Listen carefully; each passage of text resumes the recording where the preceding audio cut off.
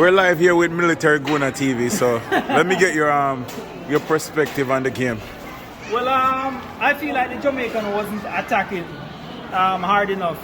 The first half, they were definitely just playing a defensive game. Okay. Later on in the second half, they started to show more of aggression. Attacking. Okay. And if they had done that earlier on, maybe the score wouldn't end what it ended. Okay, but so what's your thought for the Jamaica team for the upcoming World Cup? Do you see this as a team that could cause some upset? Well, definitely they have the potential, but I don't know what the coaching staff is doing, but I would have to check in with them and see what the directives is, because I feel like the coaching isn't aggressive enough, and you cannot play a defensive game and win World Cup. Okay.